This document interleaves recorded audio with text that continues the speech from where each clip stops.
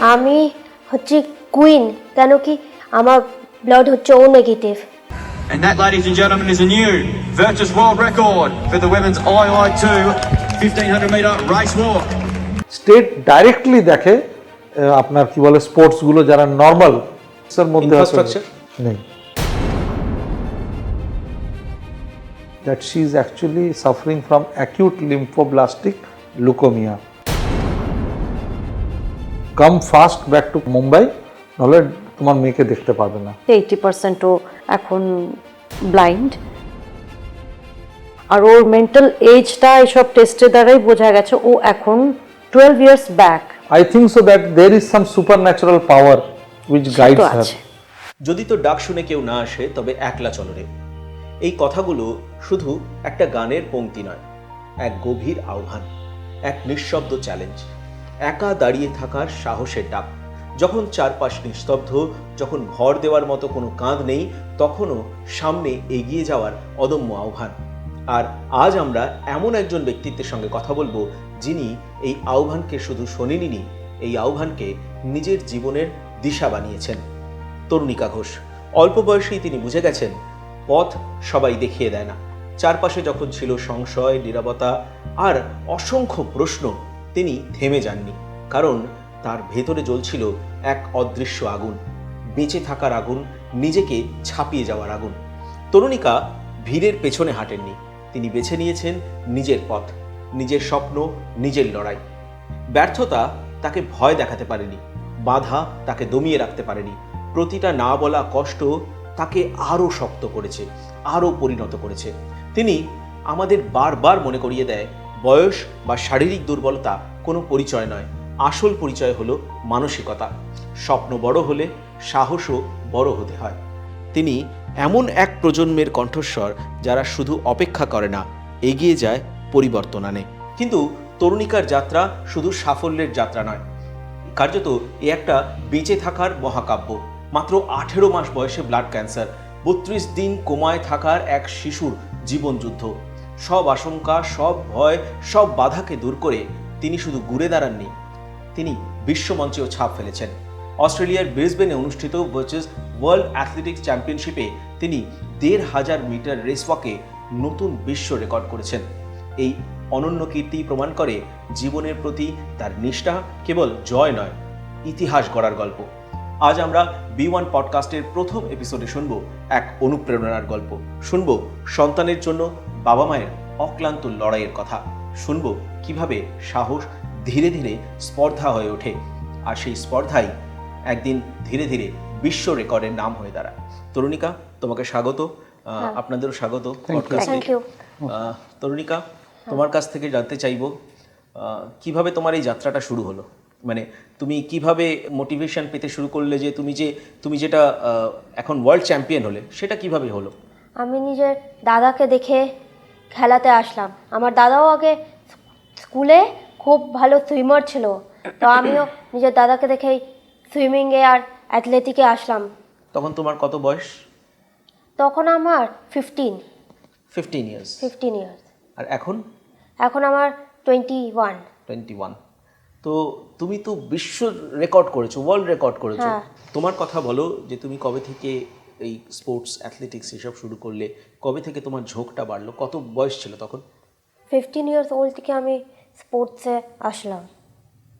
আগে আমি সুইমিংয়ে আমি না করলাম, তারপরে অ্যাথলেটিকে আসলাম আমি। আচ্ছা। সুইমিংয়ের আমার আসার একটাই আছে, আমার দাদা আমাকে সুইমিংয়ে করিয়েছে। দাদা আগে খুব ভালো সুইমার ছিল স্কুলে, তো আমি নিজে দাদাকে দেখেই আমি সুইমিংয়ে আসলাম। আচ্ছা। আর অ্যাথলেটিকে আমি আসলাম কেন কি সুইমিংটা আমার আরও ইমপ্রুভ হয়েছে অ্যাথলেটিকে আসাতে। আচ্ছা। কিন্তু তুমি তো এখন ওয়ার্ল্ড রেকর্ড তৈরি করেছো, চ্যাম্পিয়ন হয়েছো, এই যাত্রাটা কেমন ছিল? তুমি কিভাবে ওখানে পৌঁছলে? এবং তার আগে কিছু ইভেন্টে তুমি ডিসকোয়ালিফাইও হয়ে গেছিলে, কিন্তু তাও তোমার মনের জোর ছিল যে তুমি শেষ পর্যন্ত পৌঁছলে এবং ওয়ার্ল্ড রেকর্ড করলে। এই ওয়ার্ল্ড রেকর্ডের বিষয়টা একটু বলো। আমি ওয়ার্ল্ড রেকর্ডটা আমি করলাম 1500 মিটার রেস ওয়াকে। ওইটা আমি ভেবেছিলাম যে আমি করে দেখাবো কিছু, নিজের কান্ট্রির জন্য, তো আমি করে দেখিয়েছি একদম। আচ্ছা, কিন্তু তার আগে কোনো ইভেন্টে ডিসকোয়ালিফাই হয়ে গেছিলে? হ্যাঁ, হয়ে গেছিল। তো সেটা কি ছিল? ওইটা আমার ন্যাশনাল ছিল আগের বছর, আচ্ছা 2024-এ। আচ্ছা। ওইটাতে 1500 মিটার রান ছিল, ওইটাতে ন্যাশনাল আমি দ্বিতীয় হয়ে গেছিলাম। আচ্ছা, কিন্তু এই যে মানে তোমার মানসিক পরিস্থিতি, সেখান থেকে তোমার দেখতেও একটু অসুবিধে হয়, হ্যাঁ, দেখতে। সেখান থেকে দাঁড়িয়ে তুমি এই জায়গায় যে পৌঁছলে, তো কখনো মনে হয়নি যে না ব্যর্থ হয়ে যাচ্ছি, ফেল করে যাচ্ছি, কি দরকার, আর এগিয়ে যেতে না, পারবো না? আমার এসব একদম মনে হয়নি। কিভাবে পেলে এই শক্তিটা, এই জোরটা, মনের জোরটা কোথা থেকে পেলে? আমার এই মনের জোরটা আমার মা আর আমার বাবা খুব আমাকে সাপোর্ট করেছে এটাতে, আচ্ছা, আর আমার দাদাও আমাকে খুব সাপোর্ট করেছে। কিন্তু এই অ্যাথলেটিক্সের জন্য তো শারীরিক অনেক পরিশ্রম করতে হয়, অনেক হ্যাঁ। প্র্যাকটিস করতে হয়, তার সঙ্গে সঙ্গে তুমি পড়াশোনাও করছো, হ্যাঁ, সেটা কিভাবে ম্যানেজ হয়? সেটা আমার হয়ে যায় ম্যানেজ। সকালবেলা করি রানিং, হ্যাঁ, তারপরে বিকেলবেলা পড়াশোনাটা করি। আচ্ছা হ্যাঁ। দিদি, আপনাকে জানবো যে এই যে লড়াইটা শুরু হলো কিভাবে? এই লড়াইটা ও যখন, মানে আপনি কি আদৌ মনে করেন যে এটা একটা কোনো লড়াই লড়ছেন আপনারা? এখন ভুলে গেছি, এখন জিনিসটা ভুলে গেছি লড়াইটা। ইনফ্যাক্ট ছোটোবেলায় ওর যে এতটা কঠিন পরিস্থিতির থেকে আমরা গেছি, এখন ওটাও তো আমি মনে করি না। কেননা যদি মনে করে বসে থাকি, মন নিজেরই খারাপ হয়। যার জন্য ওকে সকাল বিকেল ওকে ট্রেনিং, ভালো থেকে ভালো কোচ, আমরা আমাদের কাছে যতটা জানা চেনা আছে সেই কোচ, তাদের সঙ্গে কথা বলে ওকে কোচিং দেওয়া করিয়েছি। আর দেখুন, পাস্ট খুবই কষ্টতে আমাদের স্পেন্ড করেছি টাইমটা, ওর শারীরিক কষ্ট নিয়ে। বাবা মার চোখের সামনে তো যদি কোনো বাচ্চা শরীর খারাপ থাকে সেটা তো দেখা যায় না, কিন্তু এটা বলবো লাক, শরীর খারাপ হয়েছে ওর, তাতেও আমরা অনেক ঠাকুরের আশীর্বাদ, বড়দের আশীর্বাদ সবার নিয়েও এখন এই জায়গায় আছে। আরও সবার আশীর্বাদ নিয়ে ওকে ফুল সাপোর্ট দেবো যেন ও এগিয়ে যায়। ওর প্র্যাকটিস সেশন এইগুলো কিভাবে ম্যানেজ করি সকালবেলা। ওর অ্যাকচুয়ালি কোচরাও খুব ভালো, খুব অ্যাডজাস্ট করে। সকালবেলা আমি মর্নিংয়ে ওকে নিয়ে বেরিয়ে যাচ্ছি 5:30 সল্টলেক স্টেডিয়ামে, ও ওখানে রানিংটা করছে, বা কোনো সময় কোচরাই অ্যাডজাস্ট করে নেয়। ইস্টার্ন মেট্রোপলিটন ক্লাবে সুইমিং 50 মিটার পুলে সুইমিংও করাতে নিয়ে যাচ্ছি মর্নিংয়ে। আবার এবার ব্যাক করে এসে ও একটু ফ্রেশ হয়ে খেয়ে একটু ঘুমিয়ে পড়ে, উঠে লাঞ্চ টাঞ্চ করে আবার বিকেল দিকে ও সুইমিংয়ে চলে যায়। এরকমই চলে। তার ব্যাক করে তারপর পড়াশোনা করে, কম্পিউটার টিচার আসে, কম্পিউটারও করা এর মাঝেই সব কিছু। ও ওই কম্পিউটার করতেও খুব ভালোবাসে, কি ডেটা এক্সেল কী সবগুলো ডিজাইনিং এইগুলো সব করতেও খুব ভালোবাসে। তো এইগুলো নিজে ম্যানেজ হয়ে যায়। তার মধ্যে আবার 9:30 10 o'clock মধ্যে ওকে শুয়ে পড়তে হয়। তো আমাদের দুজনেরই এখন লাইফটা এরকমই চলছে, এটা আর আমরা এনজয় করছি দুজনেই, খুব ভালো লাগছে আমাদের এটা। কিন্তু অত ভোরবেলা ওঠা তোমার কোনো অসুবিধা হয় না? কোনো অসুবিধা হয় না, কোনো অসুবিধা হয় না আমার, আমি উঠে যাই। ভালো লাগে? হ্যাঁ, ভালো লাগে আমার। ইনফ্যাক্ট আজকেই ছোট একটা, খুব শীত, আমার ইচ্ছে করছে না যেতে, ও 5টার থেকে উঠে আমাকে চলো চলো, কিন্তু আমার ইচ্ছে করছে না তখন যেতে। কেন আজকে এখানে আসার ছিল, একটা লোড ছিলই। তো তারপরে ও নিজের থেকেই ও নিজের ফিজিওকে ফোন করলো কি তাহলে আমি এক্সারসাইজ করতে চলে আসছি। তো ঠিক এক্সারসাইজ করতে চলে গেল, ওর সাথে আমিও গেলাম। তো সামহাও ওর নিজের টাইমিংটা সুইমিং কি এইসব অ্যাক্টিভিটিগুলো নিজেই ম্যানেজ করে নিচ্ছে আজকাল। আমার আগে করে দিতে হতো এই সময় এই করবো, কিন্তু এখনও নিজে সব কটা কোচের সাথে, কোচরাও খুব সাপোর্টিভ, কোচরা বলেছে আমাকে ফোন করে নেবে, সব কটা কোচ সাথেই ও নিজেই ফোন করে সেট করে নেয় নিজের প্রোগ্রাম। ওর কি ধরনের সমস্যা রয়েছে?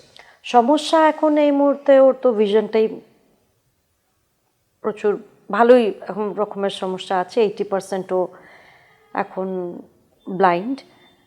তো এই একটা সমস্যা, আনইভেন প্লেসে গেলেই ও চোট খেয়ে পড়ে যায়। আর ইন্টেলেকচুয়াল ডিসেবিলিটি তো আছে 50%। সেটা কি জিনিস? ইন্টেলেকচুয়াল ডিসেবিলিটি মানে হচ্ছে মেন্টাল এজ।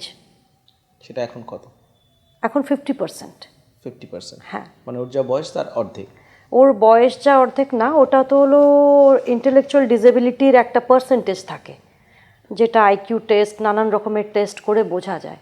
আর ওর মেন্টাল এজটা এইসব টেস্টের দ্বারাই বোঝা গেছে। ও এখন 12 ইয়ার্স ব্যাক, ওর ফিজিক্যাল এজ এখন 21, ওর 12 ইয়ার্স ব্যাক আছে এখনো মেন্টাল এজ। মেন্টাল এজ ওর। এটা কিভাবে জানতে পারলেন?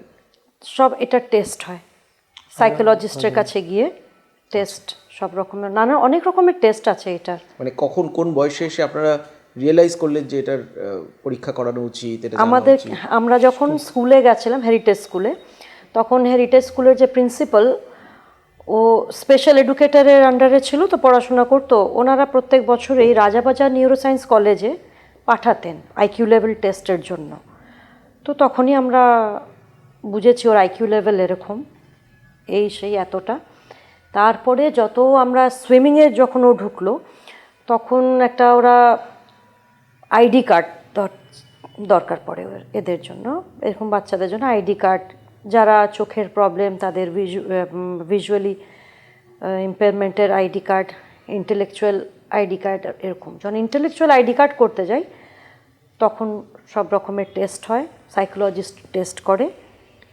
তখনই আমরা বুঝলাম কি ও এরকম 12 ইয়ার্স ব্যাক আছে। আচ্ছা। তারপর আমরা অ্যাক্টিভিটিতেও বুঝতে পারতাম, বাবা মা তো মা বুঝতেই পারতাম। ওর অন্য বাচ্চাদের সাথে যখন কথাবার্তা বলতো তখন একটা চাইল্ডিশ ভাব থাকতো, বুঝতো না ওদের কথাগুলো। ওর জগতের খেলাধুলার কথা নিয়ে বলতো, ওরা আবার অন্য লেভেলের, ওরা যেরকম মেন্টাল এজ ওরা ওইভাবে কথা বলতো, ও বুঝতো না ওই কথাগুলো। তারপরেও যেই টপিকে খেলার টপিকেই কথা বলতো।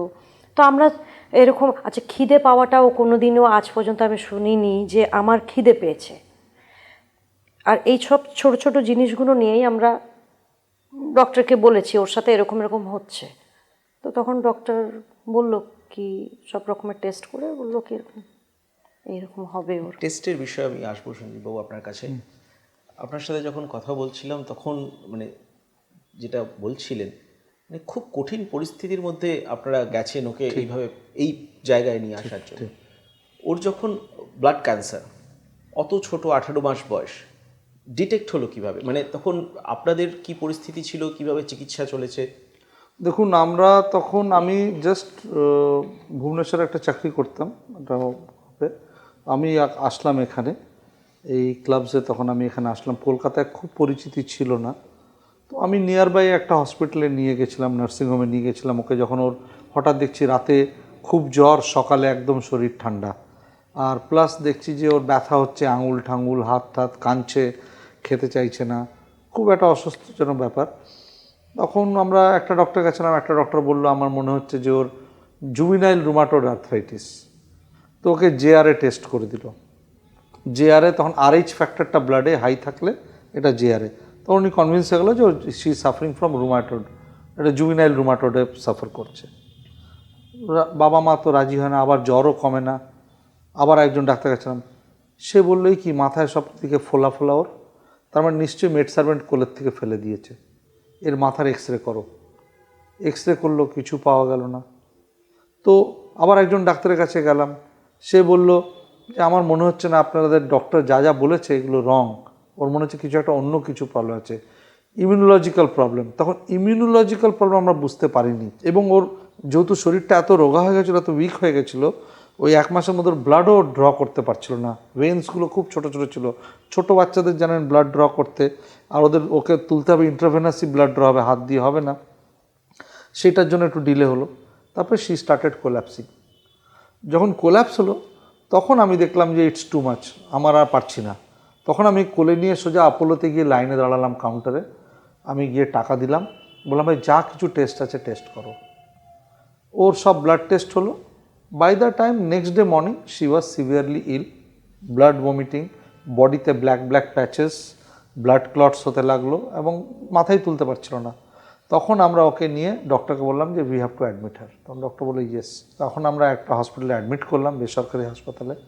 সেখানে ওদের ব্লাড টেস্ট হলো এবং আরেকটা হসপিটালের ব্লাড টেস্ট হলো। দুটো দেখা গেল that she is actually suffering from acute lymphoblastic leukaemia, that is called ALL, and in normal terms, common terms, it's called blood cancer.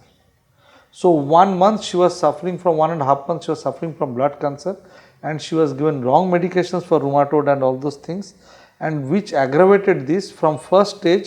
It's because she was a baby child, so from first stage it went to the last stage. কলকাতাতে দেন আমরা সঙ্গে সঙ্গে ওকে রাশ করলাম, মুম্বাইতে নিয়ে গেলাম। Mumbai tata Memorial হসপিটালে নিয়ে গেলাম। তখন ক্যান্সারের ওই একটাই জায়গা ছিল, কলকাতায় টাটা ছিল না। সেখানে নিয়ে গিয়ে আমরা ওকে তখন সঙ্গে সঙ্গে ডক্টররা দেখলো, ইভালুয়েট করলো, বলে যে একটা simple test, it's just 60 rupees test, A CBC, complete blood count test.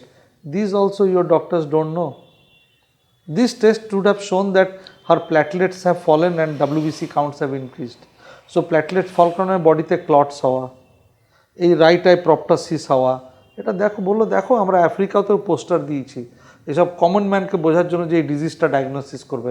Doctor also doesn't need to diagnose, you being a parent also can diagnose if you are aware. কারণ আমরা এরকম এরকম জায়গায় গরিব দেশেও এটা অ্যাওয়ারনেস ছড়িয়েছি এবং এটা ছোটো বাচ্চাদের মধ্যে খুব হয়, মোটামুটি হয়ে যায়। তো this is A immunological clock which actually starts rotating anti clockwise. আমার শরীরে সব কিছু ক্লকওয়াইজ চলছে, সিস্টেম চলছে, হঠাৎ ঘড়িটা উল্টো চলতে লাগলো। এটা একটা সিস্টেম আমাদের বডি সিস্টেমে, যেখানে বোন ম্যারো থেকে যেখানে ব্লাডটা গ্রোথ হচ্ছে সেখান থেকেই একটা ব্যাপারটা হচ্ছে। ওই জায়গাটাই পার্টিকুলারলি কী হচ্ছে কি আপনার WBC কাউন্টস বেড়ে যাচ্ছে, হাফ গ্রোন WBC, অ্যান্ড প্ল্যাটলেটসকেও মেরে দিচ্ছে। It's taking place. ব্লাডের মতো তো সব RBC আছে, তো WBC তখন জায়গা নিচ্ছে আর অন্যগুলোকে মেরে ফেলছে। তো সেই জায়গাটা, এটা একটা বেসিক ব্যাপার বোঝার, তো এটা বুঝতে পারেনি এরা। তখন টাটা বললো যে তাহলে এই ট্রিটমেন্টটা 3 ইয়ার্স, 1.5 ইয়ারে কেমো হয়ে যেত, বাট ওর কেমো হবে for 3 years, and she will go through an aggressive chemo. So what is the type of chemo? Now there will be a PCC pipe which will connect from here till the heart, and it will be a permanent pipe maybe for 6 months. If it is not infected, it has to be kept. তখন ওর বয়স 18 মাস। হ্যাঁ, তখন 18 মাস। তখন এই পাইপটা ডক্টররা লাগালো, ছোট বাচ্চাদের বলে প্রেফারেন্স দিল, ওকে আমাদেরকে একটা রুম দিল, সঙ্গে সঙ্গে অ্যাডমিশন করলো। এবং হঠাৎ এক রাতে আমি দেখি আমার মিসেস বললো যে ভোরবেলা ওই ওয়ার্ডের রুমের বাইরে কি বলে গরম দুধ দেয় আর জল দেয় সকাল সকাল এসে। তো বললো যে ফ্লাস্কে করে নিয়ে আসো ওটা একটা টাইমে ওরা দিয়ে চলে যায়। তো আমি গিয়ে আমি উঠেছি, উঠে তো কটের মধ্যে ঘুমিয়ে আছে, ছোটো বেবি কটে, ও একটা বেডে শুয়েছে, আমি একটা সোফায় শুয়েছি, তো ওই রুমের মধ্যেই। তো আমি উঠে দেখছি, হঠাৎ দেখলাম যে আমি নিলাম ফ্লাস্কটা নিয়ে গেলাম, আবার ব্যাক করে ব্যাক অফ দ্য মাইন্ড আমাকে মনে হলো যে বেডে তো চাদরটা সাদা ছিল, হঠাৎ মেরুন কালার কী করে হয়ে গেল। ব্যাক করে এসে দেখি যে ওর পাইপের থেকে কানেকশানটা খুলে গেছে, ওর ছোটো বাচ্চা নড়ে গেছে, হঠাৎ পাইপ থেকে খুলে গেছে, and she is bleeding all the night.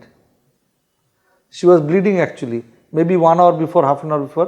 তো আমার মনে হয় কোল্যাপস হয়ে যাবো, তখন পড়ে যাবো। ওর মাকে তুললাম, সঙ্গে সঙ্গে নার্স, তখন হসপিটাল পুরো হুলস্থুল লেগে গেল। আবার তারপরে ওকে ব্লাড ইনফিউজ করা হলো। So she came out of that risk also. তখন আমরা যদি না উঠতাম ভোরবেলা, হয়তো next day morning she was not there with us. See small এই জিনিস। তারপরে ওরা আবার ওই PCCটাকে ব্যান্ডেজ করে ভালো করে, যাতে ছোটো বাচ্চা, they also learn from that process, যে ছোটো বাচ্চাদের এরকম করলে রাত্রিবেলা তো টেনেই দিতে পারে, কারণ এত লং টার্ম থাকবে এখন আমাদের কাছে। তখন আমরা কি করলাম, তখন এটা তো হলো, এইগুলো গেল, এই পিরিয়ডসগুলো, তখন আমরা খুব কশাস হতে লাগলাম। ওর ট্রিটমেন্টের প্রতি ওর মাও খুব কশাস হতে লাগলো যে না, এটা তো খুব সিরিয়াসলি দেখতে হবে। আর জানেন আমাদের সোসাইটিতে আগে মানে ফ্যামিলিতে ব্লাড ক্যান্সার হওয়া মানে একটা বিরাট বড় তখন একটা ডিজিজ। সব আত্মীয় স্বজনরাও কেউ বুদ্ধি দিতে লাগলো, এই কর, ওই কর, সেই কর। তাও ভালো ছিল, অনেক ভিউজ, আমরা বাইরে কনসাল্ট করছিলাম, এদিক করছিলাম, কিন্তু you had to go through that chemo regimen. Last chemo যখন ওর 2008-এ, যখন ও প্রায় ওই অ্যারাউন্ড ধরুন 4 years কিংবা 5 year প্লাস এজে, ওই কিমোটা আমি ওদেরকে ছেড়ে দিয়ে আসলাম। I came back to Calcutta and ওদের ফাইল টাইল সব রেডি করে, I get a call next day morning that come fast back to Kolkata, Mumbai, নাহলে তোমার মেয়েকে দেখতে পারবে না। ওর মা কাঁদতে লাগলো, মেয়েকে আর দেখতে পাবে না, কেন চোখ ঠোক মাথা টাথা উল্টে গেছে ওই কিমোর পরেই। ওই কিমোটা লাম্বারে দেয়, স্টার্ট করে একটা মেথোট্রেক্সেট বলে একটা কেমো আছে, যেটা সাইকেলটা শুরু হয় ফ্রম ইয়োর লাম্বার। সো যে স্পাইনাল কর্ডে যে লাম্বার আছে ওই সিএসএফ ফ্লুইডের মধ্যে ওরা পাঞ্চ করে, এবং এই যে নিডলটা পাঞ্চ করেছে নিডলের মধ্যে ভাইরাস চলে গেছে, and that virus straight travel to the brain head, and then the CSF fluid got infected, brain seizure হয়ে গেল ইনফেকশনে, ব্রেন সিজার হয়ে গেল, শি ওয়েন্ট ইনটু মানে coma, and like partly a brain dead type situation. এটা ওখানে অ্যাডমিশনের কতদিন পরে? এটা ধরুন ওই 3 বছরের মাথায়, 3 বছরের পরে। আর এই 3 বছর হাসপাতালে ও 2 বছর তো আমি জানি বার্থডে কেক কেটেছে হসপিটাল বেডে। আমি কেক নিয়ে গেছি কলকাতার থেকে, কিংবা ওখান থেকেই কিনেছি মুম্বাইতে, ওই কেকও কাটিং করেছে, ওখানে 2টো বেলুন লাগিয়েছি, ওটাতেই ও ব্যান্ডেজ ট্যান্ডেজ নিয়ে কেটেছে, ওই মধ্যেই হেসেছে, আমরা একটু হ্যাপি বার্থডে বলেছি হসপিটালের রুমের মধ্যেই। তো এইভাবে আমরা সেলিব্রেট করেছি ওর বার্থডেটা। আর তারপরে তো স্কুলে যাইনি, নর্মাল যে প্লে স্কুল, প্রাইমারি স্কুল, এগুলোতে যাইনি কোনোদিনও। তো ও ABCD এগুলো সব জানতো না, কালার্স জানতো না। তোর মা কিছু কিছু ওকে বলতো, বোঝাতো, করতো, মা থাকতো সবসময়। I use to travel every Sunday, I use to go to Mumbai in the evening, stay there with them. Monday used to move all the files, papers for all those things, payments, everything to be made. Medicine লাগবে, ওদের কিছু biscuit লাগবে, খাবার লাগবে, তো মা তোকে ছেড়ে যেতে পারছে না রুমের বাইরে। তো ওই জন্য she was like an attendant to her, like a nurse, like attendant. তো আমি যেতাম, আবার টিউসডে মর্নিংয়ে ফ্লাইট ধরে আসতাম, বিকজ চাকরিটাও আমাকে রাখতে হবে, because I was working in a private company, still I am working in that company. That company really supported me very well.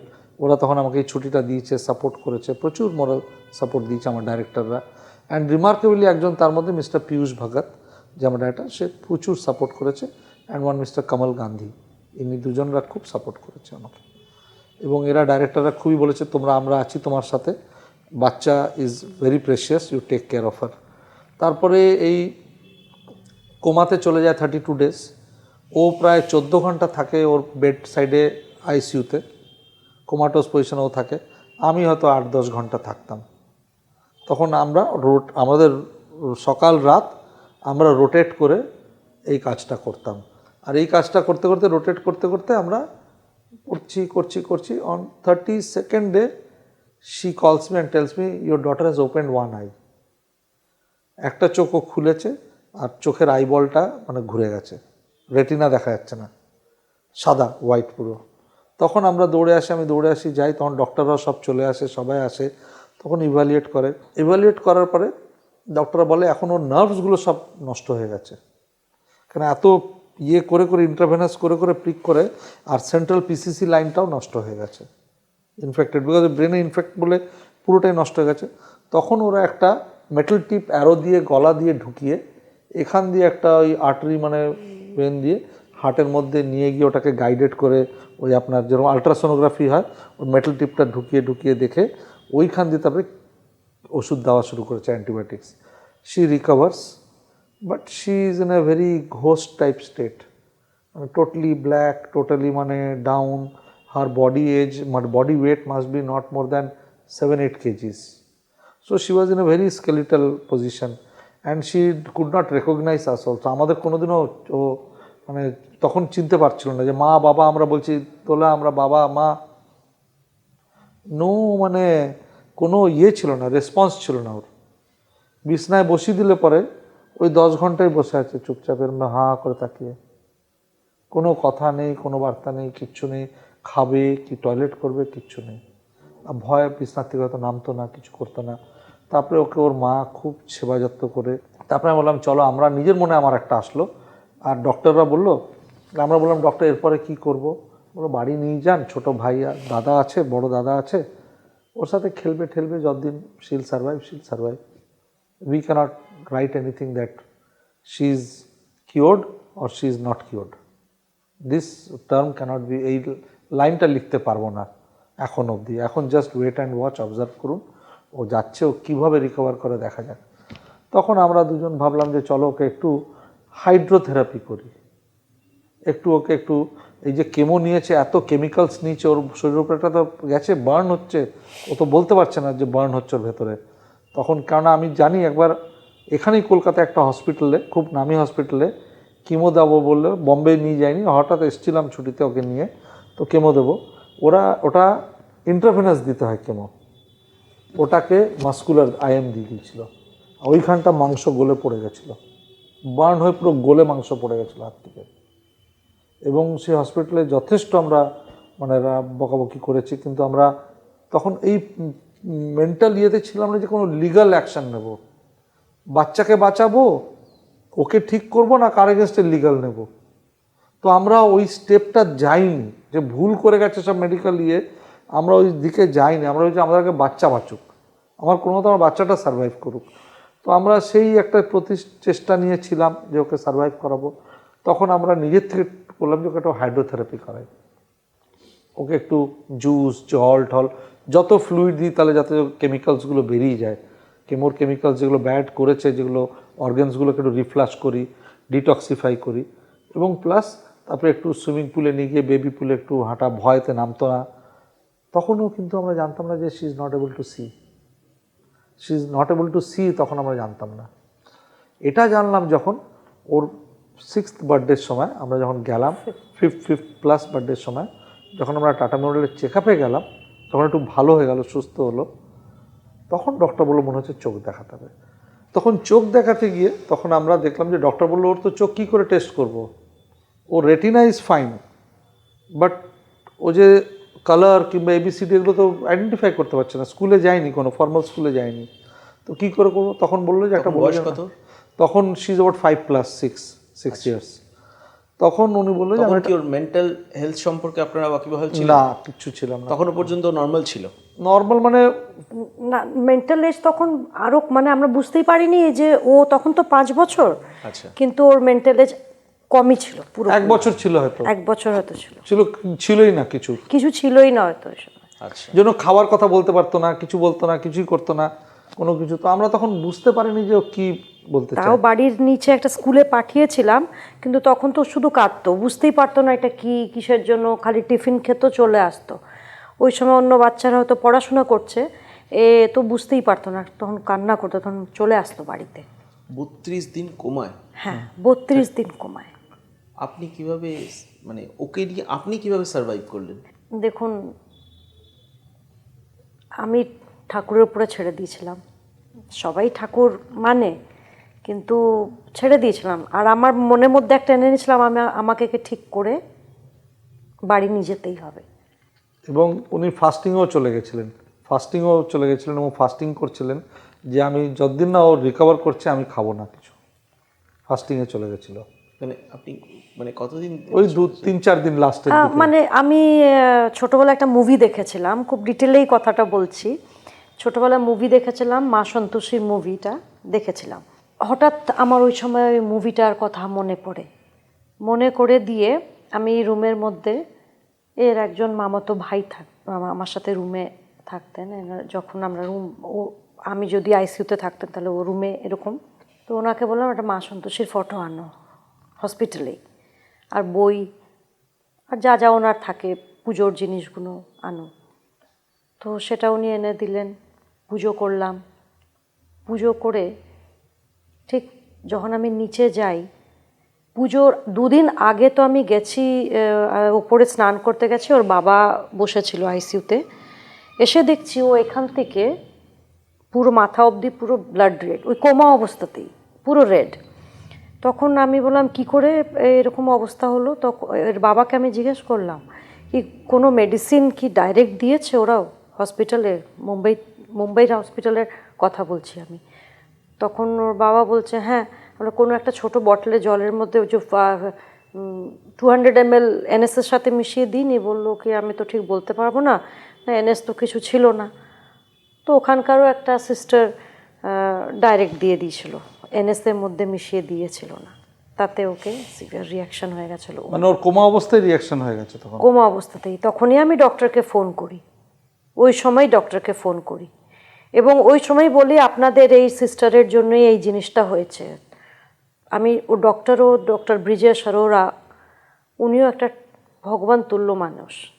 উনি নিজের স্টাফ হসপিটালের দোষটা তো নেবেন না, কিন্তু উনি আমাকে ওই সময় বললেন रात्रि कि मैं एकदम अर्ली मॉर्निंग में मैं आप आईसीयू में आ रहा हूँ, आप अभी रात को थोड़ा शांत रहिए।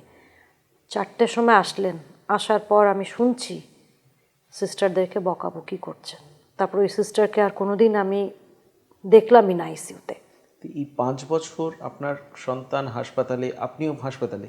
হ্যাঁ, ওই টাইমে আমরা মুম্বাইতে একটা রুম রেন্টে নিয়েছিলাম। ওই হয়তো 6 দিন পর পর যাওয়া আসা করতাম বা 1 মাস যাওয়া আসা করতাম।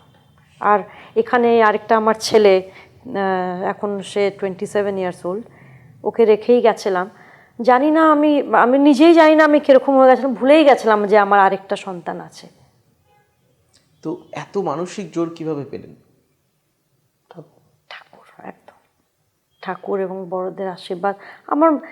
আমি বলছি না, আমি যখন হসপিটালে এখানে সল্টলেকে যখন ওর এই জিনিসটা ধরা পড়ে, তখন দেখছি সবাই কাঁদছে, আমার চোখের থেকে কিন্তু জল পড়িনি, কাঁদিনি আমি ডক্টরকে জিজ্ঞেস করলাম, ডক্টর এবার কি করতে হবে, বেস্ট টু বেস্ট ট্রিটমেন্ট ওর কোথায় হবে? তখন বললো মুম্বাই টাটা মেমোরিয়াল হসপিটালে। তখন আমি বললাম ঠিক আছে। আর আমিও ওই জায়গায় আই ওয়াজ অলসো বাকলড আপ, মানে যেরকম হয় না যে আপনি একটা ওই যে কী বলবো বুলেট চেস্ট প্রুফ পরে নেন, আবার দেখা যাবে কে গুলি মারবি মার, দেখবো। তো আমিও তখন রেডি হয়ে গেলাম, প্রিপেয়ার্ড হয়ে গেলাম, মানে নিজের লাইফে যে একটা ক্যাজুয়াল ভাব ছিল সেটা থেকে বেরিয়ে গেলাম। হ্যাঁ, যে নিজেকে প্ল্যান করে নিলাম যে আমাকে একে বাঁচাতে হবে, তাহলে আমাকে এই জিনিস করতে হবে, এর সাথে যেরমভাবে চলতে হবে, যেরমভাবে করতে হবে, আমাদেরকে ফাইট করতে হবে। This is a war now, this is a war against a survival of a person. তখন আমরা এটা ডক্টররা আমাদেরকে সাপোর্ট দিল এবং আমাদের যে ডিটারমিনেশন দেখে ডক্টররাও খুব সিরিয়াস হয়ে গেল, মানে তারাও যেরকম ক্যাজুয়াল নেয় তারাও খুব সিরিয়াস হয়ে গেল এবং তারাও সব জায়গায় বলে যে এই বাচ্চাটাকে দেখবি, জানো সব সিস্টার বলছে। এখনো টাটা মুম্বাইতে ওর রেকর্ড আছে 824 WB 824। ও কেস কিন্তু বার করে স্টাডি হয়, কেসটা স্টাডি হয় পড়ো ওরা, ওর কেসটা একদমই টোটালি ডিফারেন্ট। এবার এই চোখটাতে কি হলো, তখন চোখ আমরা দেখতে দেখতে তখন ডক্টর একটা ভিপি টেস্ট করবো, যখন ভিপি টেস্ট করলো তখন it said that she has severe disturbance in the optic nerve and pathway, visual পাথওয়েতে। তখন এই টেস্টটা প্রম্পট করলো আমাদেরকে তখন এমআরআই করার জন্য, ব্রেন এমআরআই। এটা কোথায়? ওখানেই বোম্বেতে? না, কলকাতায় করলাম। এসে রিপোর্টটা আমরা করে, আমাদের ফ্লাইট ছিল বলে আমরা চলে এসেছি। তারপরে ডক্টর বললো যে আরে তোমার রিপোর্ট তো খুব খারাপ এসছে, তুমি এমআরআই ইমিডিয়েট করো। তখন আমরা গিয়ে এমআরআই করলাম কলকাতায়। তখন এমআরআই ধরা পড়লো যে ওর ব্রেনে 5টা জায়গায় ফ্লুইড, সিএসএ ফ্লুইড লকড আছে। So the brain could not grow, because of this fluid the brain could not grow. এই 5টা জায়গায় ওই ফ্লুইডটা থেকে আছে। এরপরে আর ওর চোখের যে নার্ভসগুলোকে, অপটিক নার্ভগুলোকে ডাইলেট করে দিয়েছে, অনেকগুলো নার্ভ বডির এগুলোকে ডাইলেট করে দিয়েছে। এই ডাইলেট সিচুয়েশনটা যখন জানলাম আমরা, আর এবং যে অপটিক নার্ভ ব্রেনের মধ্যে 5 জায়গায় জল, তখন এগেন আনাদার জার্নি স্টার্টেড। এ বাবা, ব্রেনে সিএসএ ফ্লুইডে কী হবে, তাহলে মেয়ের কী হবে অবস্থা? তারপরে জানা গেল যে she is not able to see, visually এর ডিস্কটা ড্যামেজ হয়ে গেছে। তখন again our journey started. Again we traveled to Mumbai, Chennai, Vellore, wherever we went. Some doctors said operate, she will be surviving for another 12 days. Some said 12 months, some said maybe 2 months, some said don't operate. What to do? তখন আমরা টাটাতে back গেলাম, বললাম এই বাচ্চাটাকে বাবা তোমরাই cure করেছো, তোমরাই ড্যামেজ করেছো, এবার তোমরাই আমাকে বলো। তখন উনি বললো যে একটা হসপিটালে যাও, মিউনিসিপ্যালিটি হসপিটাল, ওখানে একজন ডাক্তার আছে আমার বন্ধু, ওনাকে গিয়ে দেখাও, উনি প্রফেসর ইন নিউরোসার্জারি। কোথায় এটা? মুম্বাইতে KEM হসপিটাল, পারেলি মিউনিসিপ্যাল হসপিটাল। আমরা গেলাম ওনার কাছে যাওয়ার পরে উনি হচ্ছেন, ওনার নাম হচ্ছে doctor Datta Ray Majumdar, but he is not a Bengali, he is a কর্ণাটকার পারসন। উনি দেখে বললো, mister Ghosh, if you allow her to touch anyone I will kill you. আমাকে বললো তোমাকে মেরে ফেলবো, ওকে কাউকে, কোনো ডক্টরকে কোনো নাইফ যেন ওকে টাচ না করে, কেন ব্রেনে, আইজে এগুলো সব ইরিভার্সেবল, এ রিভার্স হবে না। অপারেট করলেও কোনোভাবেই ব্রেনের ভেতরে কোনো জিনিস, কোনো নার্ভ রিভার্স হবে না। আর ওকে ভেজিটেটিভ স্টেট ছিল এই 6 বছর ধরে, she was in a vegetative state and further all life long she will become vegetative. Don't allow any doctor two operate যে আমি ফ্লুইডটা বার করে দেবো, আমি এই করে দেবো। What is gone, what is damaged is damaged. The milk has spilled from the glass, you can't get it back, the milk is spoiled. তো ওই জন্য বললো ওকে টাচ করো না, তোমরা যাও ওর back of the eye fundus যেটা আছে, যেখানে optic nerve, bundle of nerves আছে, ওটার প্রেশারটা চেক করবে। যদি কখনো প্রেশার বেড়ে যাবে ব্রেনে, কিছু একটা প্রবলেম হবে, তখন আমরা সঙ্গে সঙ্গে একটা সার্জারি কিংবা যা কিছু একটা মেডিকেশন আমরা একটা অপশান নেব, বাট এখন not now. She is not in the state to be operated now, go back home. আমরা তো মা তো মানে না, সবাই বলছে 12 দিন সার্ভাইভ করবে, কেউ বলছে 2 মাস, কেউ বলছে 4 মাস, তো মানে না আমাকে বলে। আমি বলি জাস্ট কিপ ফেথ, যা কপালে আছে হবে, we have given our try, আমরা সব দেখিয়ে নিচ্ছি, করে নিচ্ছি, এবার আমরা ওকে কি করব দেখো। এরপরে ওকে আমরা হেরিটেজ স্কুলে এনে ভর্তি করি। কত বয়স তখন? তখন she is about 7 years old, না 7 ইয়ার্স ওল্ড। তখন ক্লাস ওই প্রাইমারি যে প্রেপ হয় ওই ক্লাসে দিই। তো প্রিন্সিপালরা নিতে চায় না, অনেক বলে ঠলে কথা বলে, তারপরে ওরা একটা 5-6 জন এরকম বাচ্চার একটা ক্লাস স্টার্ট করে স্পেশাল এডুকেটার্স দিয়ে। তো সেইখান থেকে ওর গ্রোথ। আর এবং হেরিটেজ পেয়েওছি অনেক খুঁজে খুঁজে, কলকাতায় স্কুল খুঁজেছি, আমরা রোজ বেরিয়ে যেতাম সকালবেলা ছুটির দিন, বেরিয়ে খালি স্কুলে স্কুলে ঘুরতাম যে কে পড়াবে এই বাচ্চাকে, কে পড়াবে এই বাচ্চাকে। কতদিনই ক্যান্সার থেকে কিওর হয়ে গেছে? তখন ক্যান্সার রেমিশনে চলে গেছে, রেমিশনে কিওর হয়ে গেছে, রেমিশনে চলে গেছে। কিন্তু ডক্টররা বললো যেহেতু ওর ওই যে কিমোটা ব্রেনে হলো না, বিকজ দেখবেন একটা ক্যান্সারের লাস্টে একটা রেডিয়েশন প্রসেস থাকে, এবং দেখবেন স্কালের মধ্যে দাগ দেয়, দাগ মার্কিং করা থাকে, ওই ভাবা অ্যাটমিক এনার্জির ওই ওদের ডিপার্টমেন্টের আন্ডারে এটা চলে।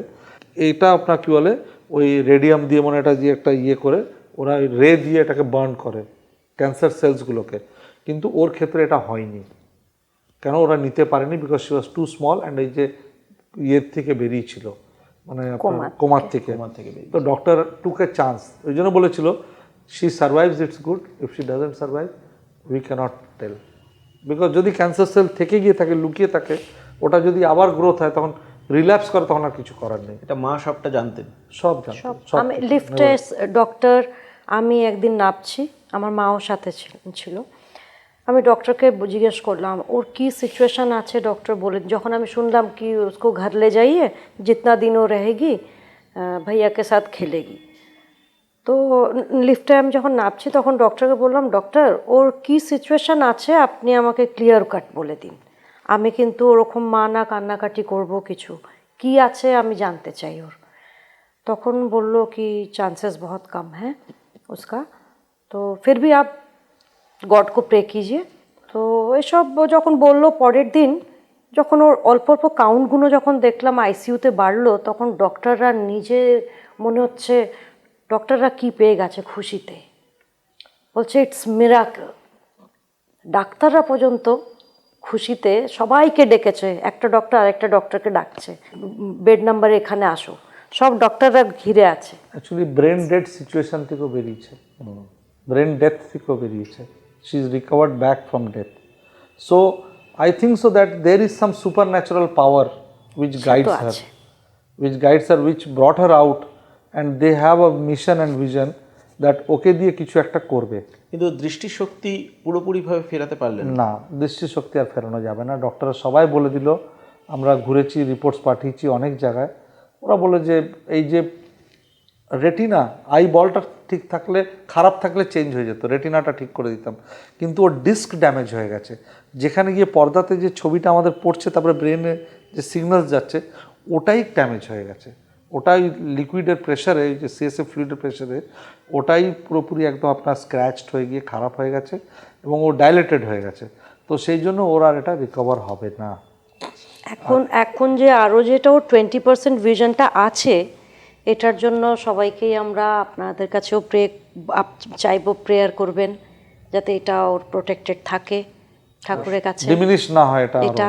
এটা ডক্টর বলেছে ব্রেনে প্রেশার বাড়লে কোনোদিন এই 20% ভিশনটাও কিন্তু। তো সেটা কিভাবে মেনটেন করেন? সব ঠাকুরের উপরে কিছু ট্রিটমেন্ট নেই, এর জন্য কোনো ট্রিটমেন্ট নেই। তবে হ্যাঁ, ওকে বুঝিয়ে রেখেছি যখনই তোমার মাথা ব্যথা, খুব মাথা ব্যথা, বমি হবে, ভমিটিং যখন হবে, ইমিডিয়েটলি জানাতে। আচ্ছা, মাথা ব্যথা তো অনেক রকমের মাথা ব্যথা হয়, কিন্তু ওই মাথা ব্যথাটা খুব সিভিয়ার হবে, আর বমি হবে খুব, শুটিং একদম তখনই যেন জানায় তুমি হসপিটালে। এই যে তোমার যে শারীরিক অসুস্থতা, এত সংঘর্ষ, এই বিষয় দিয়ে তুমি জানো, শুনেছো পরে? হ্যাঁ, পরে শুনেছি আমি। পরে শুনেছো। হ্যাঁ। তোমার কি মনে হয়, নিজেকে নিয়ে খুব গর্ব হয় যে তুমি এত লড়াই করে হ্যাঁ। এই জায়গায় পৌঁছেছো? হ্যাঁ, আমার খুব গর্ব হয় যে আমি পৌঁছিয়েছি এই জায়গাটা খুব লড়াই করে। আর বাবা মার জন্য কি বলবে? বাবা মা তো আমাকে খুব সাপোর্ট করেছে এই লড়াইটা লড়তে। ওরাই আমাকে খুব হেল্প করেছে, ওরাই আমাকে সব কিছুতে হেল্প করে, সব কিছুতে যা কিছুতে আমাকে ওরা হেল্প করে, স্পোর্টসে, স্টাডিজে, সব কিছুতে ওরাই আমাকে হেল্প করেছে অনেক। ওর এরপরে তো ওকে বাইরেও নিয়ে গেছিলেন, মানে কলকাতার বাইরে অন্য জায়গাতেও চোখের হ্যাঁ। ট্রিটমেন্টের জন্য নিয়ে গেছিলেন। ট্রিটমেন্টে বেলোরে নিয়ে গেছি, বিভিন্ন জায়গায় নিয়ে গেছি, কিন্তু ডক্টররা বলেছে damage is permanent, there is no cure for this. এখন অবধি মেডিকেল সায়েন্সে এর কিওর আসেনি।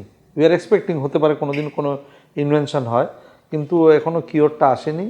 এবং ওরা সবাই ডক্টররা বলেছে যে এখন যেটা দেখছে ওকে দেখে, she is become an study material for them, example that একে কীভাবে আপনারা বুস্ট করুন, তৈরি করুন। কারণ her growth is also stunted because of this, because brain growth না হলে বডি গ্রোথও কমে যায় অলওয়েজ, অনেক সময় হয় এটা ক্ষেত্রে। So our growth is also stunted. So এই জন্যে ওর যদি গ্রোথ ভালো হতো, আমাদের মতো হাইট পেত, তাহলে হয়তো স্পোর্টসে আরও উন্নতি করতো, কিন্তু সেই জায়গাটা ওভারকাম করে নিচ্ছে ওর অনলি ডিটারমিনেশন অ্যান্ড ডেডিকেশন। এই যে পরিস্থিতি থেকে বেরিয়ে আসা এবং ও বলছো দাদাকে দেখে ইন্সপিরেশন নিয়ে তারপর সাঁতার কাটা শুরু করেছে, সুইমিং সেখান থেকে রেস ওয়াক, এইটা কিভাবে শুরু হলো? ওর দাদাও কিন্তু ছোটোবেলায় ও সুইমিং করতো ক্লাবেই। এবার যখন ও সুইমিং করতো ওকে নিয়ে যেতাম আমি, বলতাম দেখ দাদা সুইমিং করছে, কিন্তু তখন অতটাও বুঝতেই পারতো না। আমরা হয়তো ভাবছি কি এখনও 5-6 বছর দেখছে বেশ ভালো দাদা সুইমিং করছে, তখন বুঝতে পারতো না ও। আস্তে আস্তে ও যখন একদিন রোথাক যায় আমার ছেলে সুইমিং কম্পিটিশনে, তখন ও জিজ্ঞেস করেছিল মা দাদা কোথায় যাচ্ছে, সুইমিং কম্পিটিশনে যাচ্ছে। তো ওখান থেকে যখন ও মেডেল আনলো তখন ও আস্তে আস্তে আস্তে আস্তে বুঝলো কি বা আচ্ছা সুইমিং করলে এরকম মেডেল পাওয়া যায়। তো ঠিক আছে, তখন আমরা সুইমিং কোচ রাখলাম। ওর যে সুইমিং কোচ ছোটোবেলার থেকে ওকে করাচ্ছে, ওর শরীরে কি কষ্ট হচ্ছে ওর মুখ দেখে বলে দেবে কি এখন ওকে করাতে হবে না ম্যাডাম, এখন ছেড়ে দিন, একটু পরে করবো। আপনারা কখনো ভাবেননি যে মানে ওর যা শারীরিক পরিস্থিতি সেখান থেকে গিয়ে মানে শারীরিক বা মানসিক পরিস্থিতি, জলে কোনো রকম বিপদও হতে পারে? প্রথম ভয় পেয়েছিলাম, প্রচণ্ড ভয় পেয়েছি, এখনো ভয় আছে। ব্যাকস্ট্রোক যখন করে মাথায় যাতে না লাগে, কারণ মাথায় ওর ব্যথা লাগলেই যেটা ভেতরের সিএসএফ ফ্লুইডগুলো একটু মুভমেন্ট করলে পরে ওই চোখের যেখানে আছে সেটা আরো ড্যামেজ হওয়ার চান্সেস আছে, পড়ে গেলে পরে ড্যামেজ হওয়ার চান্স আছে। আমাদেরকে বলে দিয়েছিল হেডটা যেন প্রোটেক্টেড থাকে, কিন্তু তার জন্য ব্যাকস্ট্রোক করার জন্য একটা স্টিক রাখে, যখন ব্যাকে এন্ডিং যখন পৌঁছয় তখন একটা স্টিক ওকে মাথায় দিতে হয়, বুঝে যায় কি আমার এসে গেছে। আমাদের মিশন ছিল বেসিক্যালি, আমাদের এখনও যেটা আছে, যে ওর মতো বাচ্চাদের আমরা যাতে মেন স্ট্রিমে আনতে পারি। এটা আমার মেয়ে নয়, আমার বাচ্চা না, আমার ছেলে নয়। আমি চাই যে এরকম বাচ্চাদের যদি আমরা সাপোর্ট দিই, কারেজ দিই, এরা মেন স্ট্রিমে আসতে পারে। বিকজ এদের মধ্যে একটা কমপ্লেক্স গ্রো করা উচিত না যে আমি পারবো না কিছু অ্যাচিভ করতে। কারণ ওর যখন ইন্টেলেকচুয়াল ব্রেনটা বাড়বে, ও দেখছে অন্য মেয়েরা, ওর বয়সী বন্ধুরা, তারা চলে যাচ্ছে সিটি সেন্টারে খেতে, সিনেমা দেখতে চলে যাচ্ছে একলা একলা, চলে যাচ্ছে কোথাও পিকনিক করতে, চলে যাচ্ছে কোনো বার্থডেতে, ও যেতে পারছে না, ও ওখানে ওদের সাথে মিশতে পারছে না। ওরা ওকে বলছে নিয়ে যাব, কিন্তু লাস্ট মোমেন্টে ডিচ করে দিচ্ছে। মানে যেহেতু ওদের মতো কথা বলতে পারছে না, ওদের সাথে ওর টপিকে থাকতে পারছে না, বাট ফিজিক্যাল এজ ম্যাচ করছে কিন্তু মেন্টাল এজ ম্যাচ করছে না। তো সেই জায়গাটা আমরা ওকে কী করলাম না, যে আমরা বললাম যে তুই একটা কিছু নিয়ে ইনভলভ হ।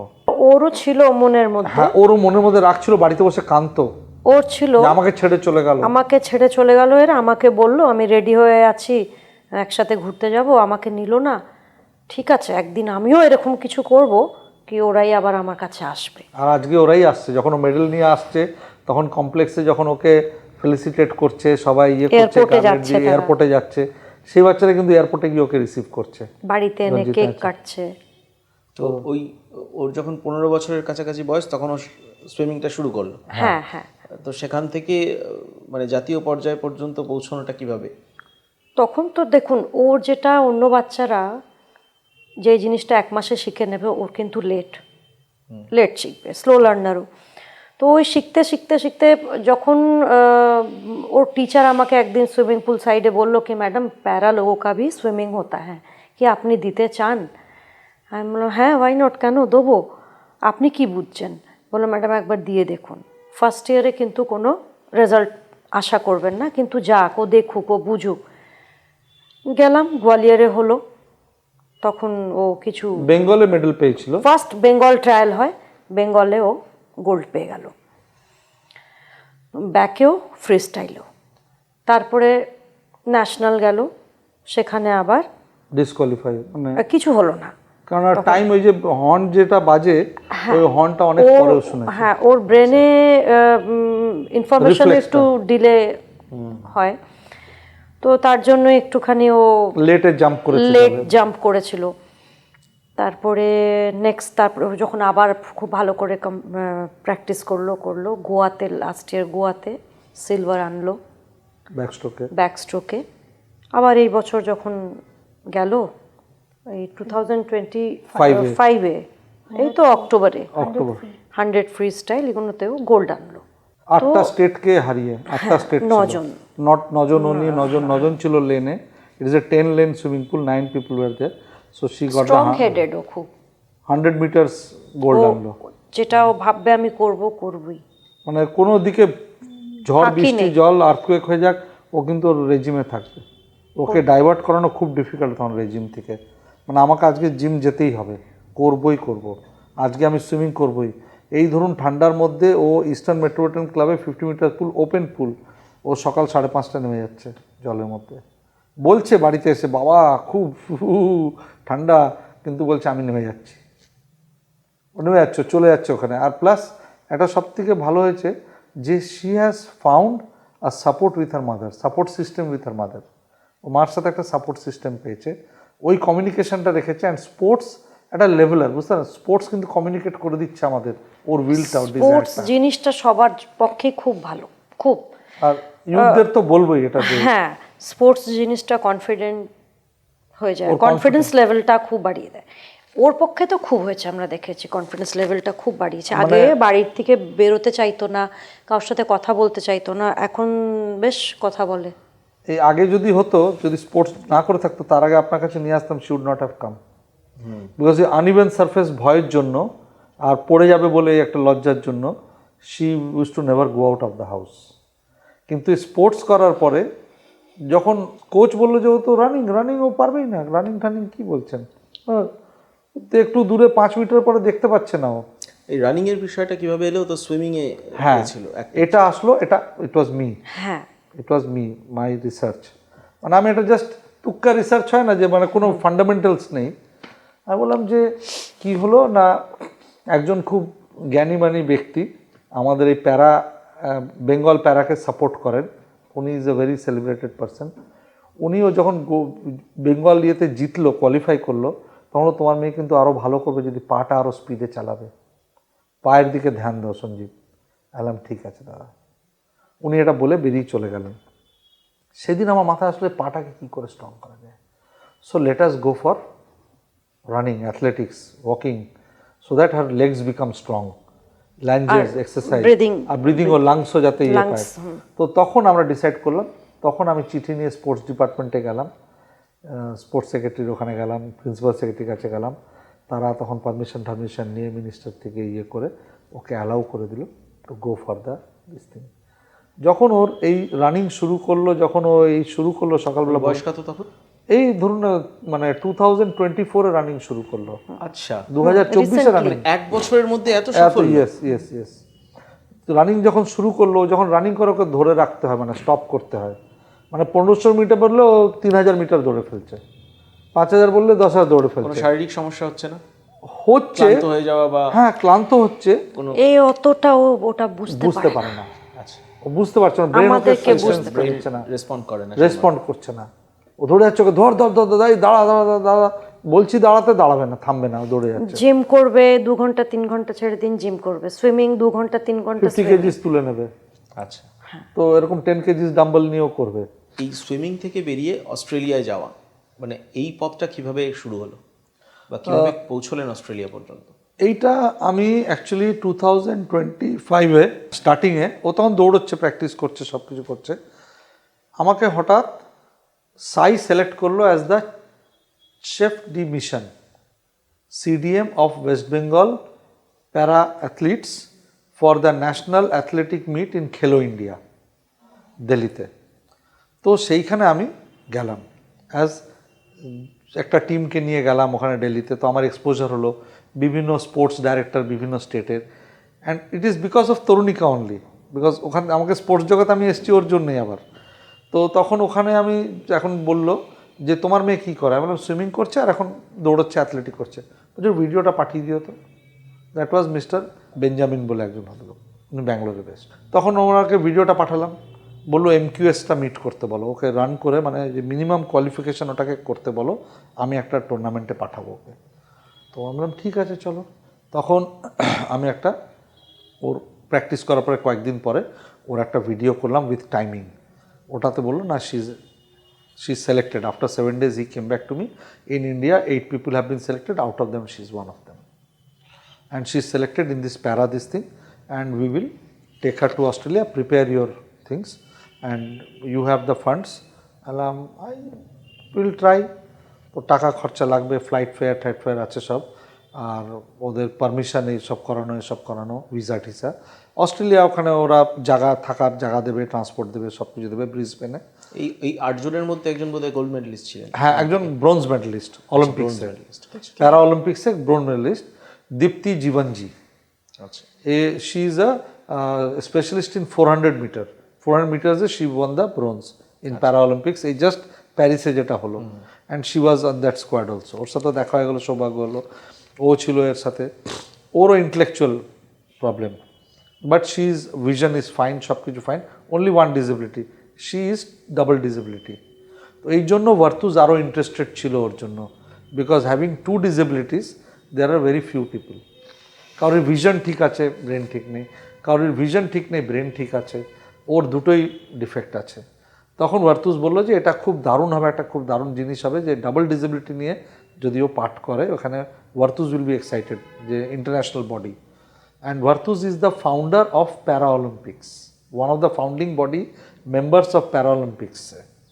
তো ভার্তুজের এখানে অ্যাবাউট 38 কান্ট্রিজ এসেছিলো পার্টিসিপেট করতে ব্রিসবেনে। তখন আমি বললাম ঠিক আছে চলো।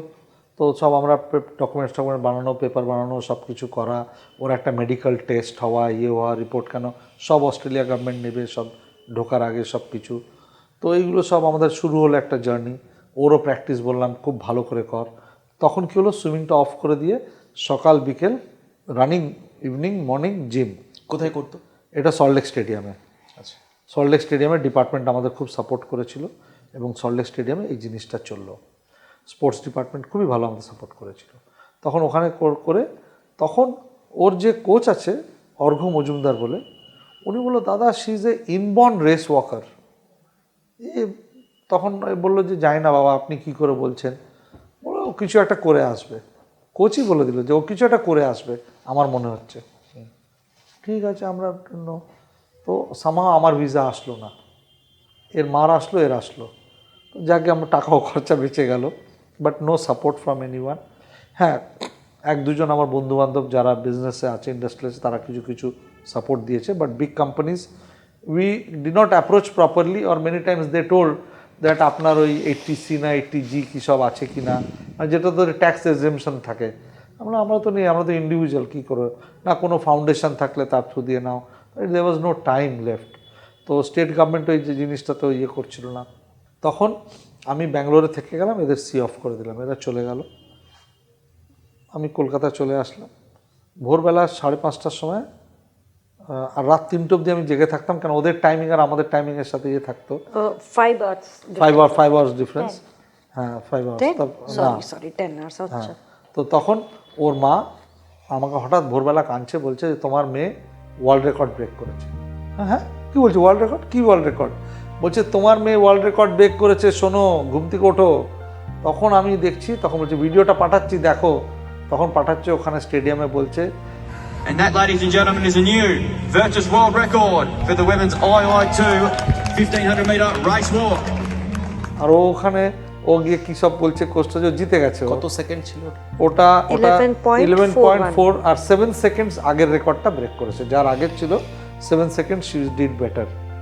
আর যারা পেছনে ছিল তারা প্রায় একটা ল্যাপ, হাফ ল্যাপ ওর পেছনে ছিল, তারা পরে ঢুকছে আমি দেখলাম ভিডিওতে। তো দ্যাট, আমি তো ইন্ডিয়াতে আছি, জানি না ওর মার তো কীরকম রিয়াকশন। দিদি আপনি মানে যেখান থেকে ওর যাত্রা শুরু হয়েছিল, একদম মানে 1.5 মাস বয়স, মানে সবে জীবন শুরু করছে, ও তো খুশিতে কাঁদছিল। সেখান থেকে ওয়ার্ল্ড রেকর্ড। প্রথম আমি বিলিভ করতে পারিনি। ফার্স্ট দেখছি যে ও ফার্স্টে মানে প্রথমে আসছে, আবার ভাবছি কি অনেক রকমের ক্যাটাগরি ওর সাথে ছিল, আমি তখন অত ইয়ে করিনি, ঠিক আছে। তারপরে ভিডিওটাও করছিলাম। অন্য কান্ট্রির যখন লোকেরা এসে আমাকে কংগ্রাচুলেট করলো যে আপনার মেয়ে ওয়ার্ল্ড রেকর্ড করেছে, তখন আমি বললাম ইয়েস মাই ডটার। বললো yes that red T shirt মানে your daughter? Yes my daughter. তখন তো আমি তখনই ফোন করলাম, খুব খুশি। আর ওর টেনশন আমি কি হয়েছি, what is my result, what is my result. তখন ওরা বললো তুমি ওয়ার্ল্ড রেকর্ড করেছো, তখন হ্যাপি। এই ওয়ার্ল্ড রেকর্ড করা, এই জায়গাটা তুমি রিয়েলাইজ করলে কিভাবে, মানে কখন রিয়েলাইজ করতে পারলে যে তুমি একটা বড় কিছু করেছো? যখন ওরা এখানে অ্যানাউন্স করলো যে a new world record made by Tarunika Ghosh from India, তখন আমি বুঝতে পারলাম যে আমি ওয়ার্ল্ড রেকর্ড করেছি একটা। কতটা প্রাউড ফিল হচ্ছিল তখন? তখন আমি খুব হ্যাপি ছিলাম, খুশি ছিলাম এই ওয়ার্ল্ড রেকর্ডটা করে। তোমার বাবা মা বলছে যে তোমার একটা ছোটবেলা থেকেই জেদ ছিল যে তোমাকেও একটা কিছু করতে হবে, হ্যাঁ, তো তুমি কি এখন স্যাটিসফাইড না আগামী দিনে আরও কিছু করবে? আরও আমি করব। কি এম রয়েছে লাইফে? আমি অলিম্পিকে যাওয়ার এম রয়েছে আমার। অলিম্পিক যাওয়ার? হ্যাঁ, অলিম্পিক করব। কিন্তু তোমার এই যে খেলাধুলা, বিদেশ যাওয়া, এতে তো প্রচুর খরচ, কোথাও থেকে তো সেই অর্থে বাবা মা কোনো রকম সাপোর্ট পায় না, সেটা তুমি কিভাবে দেখো, ইকোনমিক সাপোর্ট? আমাকে মা বাবা অনেক সাপোর্ট করছে সব কিছুর থেকে। বাবা মা আমাকে সাপোর্ট করছে? হ্যাঁ, সব কিছুর থেকে। কিভাবে অ্যারেঞ্জ করেন? কারণ আপনারা কি স্পন্সরশিপ পান ও যে যায়? না, স্পন্সরশিপ এখনো পাইনি, এখন পাওয়া শুরু করব, বিকজ ও এখন একটা জিতেছে, ওয়ার্ল্ড রেকর্ড করেছে। কোথাও হয়তো কিছু অ্যাপ্রোচ সেরকমভাবে কাউকে করিনি কিছু এখনো। বন্ধু বান্ধবদের বলেছি, অনেক কর্পোরেটে বলেছি, তারা বলেছে দেখছি করছি, তাদের একটা বাজেটিং ইয়ার আছে, সব কিছু আছে, অনেক ওয়েলউইশাররা বলছে করব। কিন্তু প্রবলেম হচ্ছে যে অনেক সময় অ্যাসোসিয়েশন সাপোর্টটা পেয়ে যায়, ক্যান্ডিডেট ডাইরেক্টলি পায় না, এবং অ্যাসোসিয়েশন সেই খরচাটা অন্যদিকেও খরচা করে, হয়তো তাদের লাগে। অ্যাসোসিয়েশনের বিষয়টা একটু বলুন। এই যে যেরকম ধরুন ইন্ডিয়াতে আছে Paralympic committee of India, PCI উপরে বসে আছে। PCI is following the international Olympic, IPC Paralympic committee, international Paralympic কমিটিতে পিসিআই তার আন্ডারে। ওরা যা করবে ওয়ার্ল্ড অ্যাথলেটিক্সে, ওরা যা রুল করবে, নিয়ম করবে, এমকিউএস টাইম করবে, যা স্ট্যান্ডার্ডস বাড়াবে, রুলস রেগুলেশন সব কিছু ওরা এটা ফলো করবে। এবার স্টেটে, প্রত্যেকটা স্টেটে আছে, যেরকম এখানে আছে ওয়েস্ট বেঙ্গল প্যারালিম্পিক অ্যাসোসিয়েশন। এই West Bengal Paralympic Association is there, but it has very limited fund, এর ফান্ড বিশেষ নেই। ধরুন ওই ট্রেনে যাওয়ার জন্য 1200 টাকা দেবে আপনাকে, তুমি যাবে চেন্নাই, যে আমরা গেলাম হায়দ্রাবাদ, আমরা 1200 টাকা করে পেয়েছি, বাট রিয়েলি 1200 রুপিস তো মাকেও যেতে হবে, বাবাকেও যেতে হবে, তো এটা তো আমাদের খরচা, ওই 1200 টাকা খালি পাবে। তারপরে যে দুদিনের জার্নি, সেখানে তো খাওয়া দাওয়া সব কিছু আছে। So that minimum support is given to this type athletes. But জিতলে হয়তো ওরা টাকা দেবে, কিন্তু আমরা শুনেছি যে আগে দিয়েছে, এখন এই 2 বছর ধরে দেওয়া হয়নি। এবং আমাদেরকে ডিপার্টমেন্ট থেকেও বলেছে যে খেলাশ্রী অ্যাওয়ার্ডও পাবে, বেঙ্গলে খেলাশ্রী অ্যাওয়ার্ড পাবে, যেটা চিফ মিনিস্টার অ্যানাউন্স করেন, ওটা তো নাম গেছে ওর। এবং আশা করি যে এবছর হয়তো আমরা পাবো হয়তো সেই জিনিসটা। আর প্যারালিম্পিক কমিটি আবার ন্যাশনালের আন্ডারে চলে, যে ন্যাশনালের রুল। এবার আমাদের একটা গ্রুপ আছে, এই গ্রুপের মধ্যে খবরটা আছে যে এটা করতে হবে, এবং এই আমাদের আবার রিভিউ করতে হয়। যেরকম আইসাইটের জন্য ইপসা বলে আছে, ইন্ডিয়ান ব্লাইন্ড সোসাইটি অ্যাসোসিয়েশন আছে দিল্লিতে, ওদের থেকে আবার এদের রিভিউ হয় 4 বছর 2 বছর 1 বছর এরকম করে আই টেস্ট করে রিভিউ হয়। তো ওইটাতে আবার রিভিউতেও যেতে হয়। তো দেয়ার ইজ এ কাম্বারসাম টাস্ক, খরচা প্রচুর আছে। মানে এই একটা অ্যাথলিটকে তৈরি করতে গেলে দের ইজ লট অফ কোচিংয়ের ফিজ আছে, গভর্নমেন্ট দেয় না, কোচিং দিই আমরা।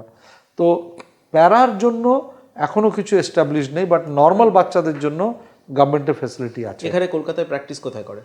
এখানে ধরুন সল্টলেক স্টেডিয়ামে একটা করেও প্র্যাকটিস, আর সুভাষ সরোবর আছে যেটা গভর্নমেন্ট সুইমিং একাডেমিটা আছে, ওখানে করে। বাট ওখানে কি হয়, নর্মাল বাচ্চা যারা এবল বডিড যারা, ওরা বাচ্চারা কিন্তু গভর্নমেন্টের একটা স্পোর্টসের স্কিম আছে, অনেক দিন ধরে চলছে। প্যারা যেহেতু এই প্যারা অলিম্পিক্সে এতবার যে মেডেল টেডেল হলো, এখন আস্তে আস্তে এই কমিটিগুলো একটু লাইমলাইটে এসছে। তো এদের কাছে এখন ফান্ড নেই, ওয়্যারএজ স্টেট ডাইরেক্টলি দেখে আপনার কি বলে স্পোর্টসগুলো যারা নর্মাল এবল বাচ্চাদের, ওদের স্পোর্টসটাতে ফান্ড আছে, ওদের স্পোর্টসে অনেক কিছু স্পন্সরশিপ আছে, এদের প্যারাদের জন্য নেই। তো প্যারা আমার মনে করছি হয়তো এই নেক্সট অলিম্পিক্সের মধ্যে ইনফ্রাস্ট্রাকচার নেই, নীল। কলকাতায় প্যারা অলিম্পিক মানে প্যারা যারা অ্যাথলেটিক্স সেরকম কিছু নেই। স্পেশাল আপনাকে পারমিশন নিয়ে নর্মাল যেখানে হচ্ছে সেখানে যেতে হবে, এবং কি স্পোর্টস অথরিটি অফ ইন্ডিয়াতেও নেই, সাইতেও নেই। কলকাতায় নেই, ওয়েস্ট বেঙ্গলের অন্য জায়গায়, ইস্টার্ন রিজনে নেই, পুরো পূর্ব ভারতে কোথাও নেই। কিন্তু Orissa is doing fantastic and Assam. কীরকম? আসামে ওখানে সুইমিং এবং অ্যাথলেটিক্সের সুইমিংয়ে, ওখানে প্যারাতে যেহেতু ওখানে কিছু মানে যে অলিম্পিক যে আসাম প্যারালিম্পিক কমিটি আছে, ওতে কিছু connected with the chief minister, some people are there and they have got dedicated coaches, and সেখানে ওদের কাছে ফান্ডটা খুব ভালো আসছে। ইনফ্রাস্ট্রাকচার ওরা বিল্ড করছে। ওড়িশা অলরেডি বিল্ড করে ফেলেছে।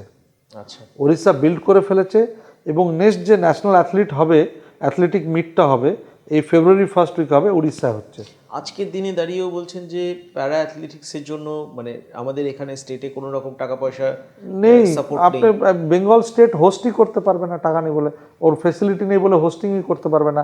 আজকে দেখুন এই যে ফুটবলের যে ভাঙচুর হলো স্টেডিয়ামটা, 1 মাস ধরে ওর প্র্যাকটিসই বন্ধ, রানিং। ও ন্যাশনাল অ্যাথলেটিক্সে যাবে কোথায় করবে? এক সাই নলে এখানে সাই প্যারা বাচ্চাকে নেবে না, এখানে কিছু হয়ে গেল রিস্ক নেবে না। এবার সল্টলেক স্টেডিয়াম কাজ চলছে, রিপেয়ার চলছে, they are not having any place, রাস্তায় দৌড়চ্ছে, ট্র্যাক নেই। তো উড়িষ্যার বাচ্চারা স্টেডিয়াম পাচ্ছে, আসাম পাচ্ছে, ওরা তো অবভিয়াসলি মেডেল জিতে আসবে। এরা কি করবে? এদের জন্য কিছু নেই। তো এদের ব্যাড লাক যে এই ঘটনাটা হলো ফুটবলের, এবং এই ভাঙচুর হলো স্টেডিয়ামটা, উইচ ওয়াজ নট মানে really the revenue loss. Revenue এইটা যদি হয়, হ্যাঁ, মানে ওর মতো একজন অ্যাথলিট যদি ওয়ার্ল্ড রেকর্ড হোল্ডার, সে যদি চান্স না পায়, এখন এটা খুবই মানে দুর্ভাগ্যজনক। এর মতন মানে আরো অনেক এর মতন কি আরো অনেক বাচ্চা আছে, ঠিক এর মতন বলবো না, তারা অন্য ডিফারেন্ট জায়গায়, ওরা ডিসেবলড ডিফারেন্ট, তো ওরাও কিন্তু এরকম নিয়ে এটা সাফার করছে। ভালো কোচ, কোনো প্যারা অ্যাথলেটিক কোনো রকম ওদের ভালো কোচ, ইনফ্রাস্ট্রাকচারের জন্য ওরাও কিন্তু সেন্ট্রাল গভর্নমেন্টেরও নেই। হ্যাঁ, সেন্ট্রাল গভর্নমেন্ট এখানে নেই। ওই যা গান্ধীনগর গুজরাটে আছে, আচ্ছা, স্পেশালাইজড কিছু জায়গায় আছে। আপনার উড়িষ্যায় তো এখন আছে, উড়িষ্যায় আছে কিছু কোচেস আছে। স্টেট দেখুন, এটা স্টেটের ইন্টারেস্ট ইন স্পোর্টস। আমি স্পোর্টসকে আগে বাড়াবো, সেটা যে ডিসপোজিশন যে আছে, গভর্নমেন্ট আছে, তাদের চিন্তাধারা, তাদের ডিপার্টমেন্টে ডিপেন্ড করে এটা আমি স্পোর্টসকে কতদূর আগে নিয়ে যাব। কিছু স্টেট আছে বলছে যে আমি স্পোর্টসকে আগে নিয়ে যাব, যেরকম উড়িষ্যা চাইছে আমি স্পোর্টসকে আগে নিয়ে যাব। ওরা এই যে হকিটা করলো, ওয়ার্ল্ড হকিটা করলো, তারপরে ওদের দেশের মধ্যে একটা বিরাট এসছে, নবীন পটনায়ক যেটা জিনিসটা করলো, একটা বিরাট, তারপরে ওদের স্টেটের মধ্যে একটা অ্যাওয়ারনেস এসছে। মানে অলরেডি স্পন্সরশিপ প্রোভাইড করছে প্যারা অ্যাথলেটিক্স। উড়িষ্যা করছে, প্রচুর করছে। উড়িষ্যা প্যারা অ্যাথলেটিক্সে প্রচুর করছে, এবং সাউথেও করছে, এবং দিল্লিতে, তেলেঙ্গানা এবং আসামও প্রচুর করছে, এবং দিল্লিও করছে প্রচুর। আমরা আশা করছি যে বেঙ্গলেও হবে, বেঙ্গলও করবে, বিকজ বেঙ্গলেও এমন না খারাপ নয়। গত এই জাস্ট রিসেন্টলি যে সুইমিং কম্পিটিশন হলো, এতে 38 মেডেলস এসছে বেঙ্গলে ন্যাশনালে। তো এটা কম কথা নয়। প্যারাতে 5th পজিশনে বেঙ্গল। তরুণিকা, তোমার অনেকক্ষণ ধরে আমরা কথা বলছি, বারবার ডিজেবল শব্দটা অনেকবার এসছে। ডিজেবিলিটি, ডিজেবল, তুমি কিভাবে দেখো বিষয়টা? মানে এই শব্দটা তোমার সঙ্গে কি যায়, না you are really differently abled person যে কিনা দেশকে ওই উচ্চতায় নিয়ে যেতে পারছে? হ্যাঁ, আমি নিয়ে যেতে পারবো নিজের কান্ট্রিকে। আমি ভালো করে নিজের কান্ট্রি ডিসেবিলিটিটা রিপ্রেজেন্ট করতে পারবো। ডিসেবিলিটিটা ওভারকাম করতে হবে। হ্যাঁ, ওভারকাম করতে তুমি হবে কি এটা। মনে হয় তোমার কোনো রকম ডিসেবিলিটি আছে, আর আছে? না, আমার মনে হয় না। আর নেই? না, খালি আমার আইসাইটে একটু প্রবলেম হয়। আইসাইটে একটু প্রবলেম হয়, হ্যাঁ। কিন্তু সেটা তো তোমাকে কোথাও আটকাচ্ছে না, না, কোথাও কোনো বাধা নেই। তুমি এত দূর অবধি পৌঁছিয়েছো, ওয়ার্ল্ড রেকর্ড করেছো, এবং তুমি বলছো যখন অ্যানাউন্স হচ্ছে তখন তুমি জানতে পারলে, তুমি রিয়েলাইজ করলে যে হ্যাঁ তুমি অনেক বড় কিছু একটা করেছো। হ্যাঁ। আচ্ছা, তুমি আর কি করো এই স্পোর্টস বাদে? পড়াশোনা করছো? হ্যাঁ, আর কম্পিউটার শিখছি আমি। কম্পিউটার শিখছো? হ্যাঁ। আর কি করো? অন্যান্য স্পোর্টস কিছু দেখো? হ্যাঁ, কি? ক্রিকেট দেখি। ক্রিকেট দেখো? হ্যাঁ, ক্রিকেটে কার খেলা ভালো লাগে? আমার টিম ইন্ডিয়ার, আর টিম ইন্ডিয়ার মধ্যে একজনের ফ্যান আমি, KL রাহুল। কেন? ওনার ব্যাটিং খুব ভালো লাগে, আর উনি কুল কাম ব্যাটসম্যান, কুল কাম আর হ্যান্ডসাম ব্যাটসম্যান। আচ্ছা, হ্যাঁ, আর ক্যাপ্টেন্সিও খুব ভালো করে, আর উইকেট কিপিংও খুব ভালো করে। দেখা হয়েছে কখনো? হ্যাঁ, দেখা হয়েছে ITC-তে। তাই? হ্যাঁ, তো তুমি বলেছো? যখন কোভিড হয়েছিল আর ইন্ডিয়া বাংলাদেশে যখন ম্যাচ হয়েছিল হুম। একবার এখানে, তখন দেখা হয়েছিল। আচ্ছা, কি কথা হলো? হলো, আমি বললাম যে আমি তোমার খুব বড় ফ্যান। তারপরে আমি ওনার ফটো নিয়ে গেছিলাম। হ্যাঁ, তারপর উনি ওইটাতে সাইন করে দিয়েছিলেন। আচ্ছা, বিরাট কোহলি, রোহিত শর্মা, তারপরে আরো যারা আছে ক্রিকেট টিমে, তাদের অল্প অল্প একটু ফ্যান, কিন্তু আমি ওনার বিগ ফ্যান। KL রাহুলের খুব বড় ফ্যান আমি। এবং KL রাহুল বলেছে that keep in touch with me, contact with me, how you are doing, what you are doing in life, always try to keep in I in touch. Touch with KL Rahul? Not right now, করতে পারিনি touch, করতে পারিনি। But আচ্ছা। ওর একদিন আমরা spring ক্লাবে felicitation করছিলাম, তখন ভেঙ্কটেশ আয়ার সাডেনলি ল্যান্ডেড ইন ক্লাব। আচ্ছা। এই কেম ওর দাদা যেহেতু ভেঙ্কটেশ আয়ারকে করতো, বোলিং করতো, এসব করতো, যে নেট বোলিং হয় না IPL-এ যেরকম নেট বোলার হয়, প্র্যাকটিস বোলার, তো ওর দাদা প্র্যাকটিস বোলিং করে। He is a pace bowler, first ডিভিশনে খেলেছে, প্লাস কর্ণাটকা KIOC-তে খেলতো, ওখানেও কোচিংও করতো। তো ও তখন ওই ভেঙ্কটেশ আয়ার ফোন করেছে যে আমি বিলিয়ার্ডস খেলতে যাবো স্প্রিং ক্লাবে। তখন হচ্ছে আমার বোনের তো ওখানে সেরেমনি হচ্ছে, বলছে আরে আমি যাবো। তখন গিয়ে ওকে অ্যাওয়ার্ড ট্যাওয়ার্ড দিচ্ছে, এসছে হঠাৎ, আমরা ডাকিও নি, এসছে, খুব খুশি হয়েছে, ওর গল্পটা শুনলো, খুব ভালো বললো, খুব আমরা সাপোর্ট করব, এবং আমরা ক্রিকেট জগতেও তোমার বিষয়ে কথা বলবো বললো। আমি হচ্ছে কুইন, কেন কি আমার একটা জিনিস আছে, আমার ব্লাড হচ্ছে O নেগেটিভ। আচ্ছা। আমি দিতে পারবো কিন্তু নিতে পারবো না। ও, হ্যাঁ, আর একটা that you are the queen. হ্যাঁ, আর একটা আমার স্যারেরও O নেগেটিভ ব্লাড। আচ্ছা, হ্যাঁ, অনেক অনেক শুভেচ্ছা, বেস্ট উইশেস তোমাকে। Thank you. অনেক ধন্যবাদ আমাদের থ্যাংক ইউ, পডকাস্টে। Thank you. Thank you. আপনাকেও খুব ধন্যবাদ যে আপনি এই জিনিসটাকে তুলে ধরলেন। কেননা অনেক আরও বড় বড় টপিকস আছে ওয়ার্ল্ডে, তো কিন্তু আপনি যে এই জায়গাটাতে এই সময়টা দিলেন এবং এই বাচ্চাটাকে যেভাবে মানে অ্যাথলিটকে আপনি তুলে ধরার চেষ্টা করলেন পডকাস্টে, আমি মনে করি যে অনেক বাচ্চারা যেরকম আমাদের দেশে কোনায় কোনায় আছে, বাড়িতে আছে, যারা স্পেশালি এবলড, তারা বলবো স্পেশাল বাচ্চা, এদের কিন্তু মধ্যে একটা না ডাইরেকশান আছে, ডিটারমিনেশন আছে। নর্মাল বাচ্চাদের মাইন্ড খুব ফ্লাকচুয়েটিং, এরা খুব ফ্লাকচুয়েট করছে, এটা করব আজকে, কালকে করব, কিন্তু এরা যদি একটা মাইন্ডে ফিক্স করে নেয়, এরা সেটাই করে। আমি দেখলাম, ওয়াচ করলাম, এবং এদেরকে যদি গাইড করা যায়, এদেরকে যদি বার করা যায় ওই সেল থেকে, they can be the stars of our country and they can rule the world. And this people are very dedicated, determined, and her discipline is infectious. ওর ডিসিপ্লিন প্রচণ্ড ইনফেকশিয়াস, আমাকে ডিসিপ্লিনে ফেলে দিচ্ছে, ওর মাকে, ভাইকে, সবাইকে, পুরো ফ্যামিলিকে। ওর যেটা এই জিনিসটা বাইরে খুব আছে, এরকম বাচ্চাদের উপরে ওয়ার্কআউট করা অনেক বেশি আছে বাইরে। এবার আমরা অস্ট্রেলিয়াতে গেছিলাম, অনেকের সাথে কথা হলো, ওরা অনেক কাজ করে এদের উপরে। আর দেখুন, এই যে যতগুলো ব্যাচ পড়ে আছে কান্ট্রি, ওই ওয়ার্ল্ড রেকর্ড হওয়ার পর সব কান্ট্রির ওরা এসে ব্যাচগুলো ব্যাচ দিয়েছে পড়িয়েছে ওকে, because they had once broken the record. আচ্ছা, তার মানে জ্যাকেটটা খুব স্পেশাল। Yes, precious. খুব প্রেশিয়াস জ্যাকেট, এটাতে ওকে পড়িয়েছে পুরো সবাই, সবকটা কান্ট্রির ব্যাচ এসে। Thank you very much, Thank you very much. Tarunika সেই জেনজি যাদের চিন্তা চেতনা গোটা বিশ্বকে নতুনভাবে ভাবতে বাধ্য করে, যাদের সামনে অতি বড় ক্ষমতাশালী সিংহাসনও মুহূর্তে মিশে যায় মাটিতে, যাদের আমরা অনেক সময় সহজেই উচ্ছৃঙ্খল বলে দাগিয়ে দিই। তরুণিকা সেই ভ্রান্ত মিথ ভাঙার লড়াইয়ের প্রথম সারিতে। আজ আমরা শুধু একজন তরুণ তুর্কির কথা শুনলাম না, আমরা জানলাম দৃঢ় মানসিকতা কাকে বলে, চিনলাম এক আলোকিত আগামীর প্রতিচ্ছবিকে। দেখা হবে পরের পডকাস্টে। এই পডকাস্টটি ভালো লাগলে চ্যানেলটি সাবস্ক্রাইব করুন, লাইক করুন, শেয়ার করুন, কমেন্ট করুন।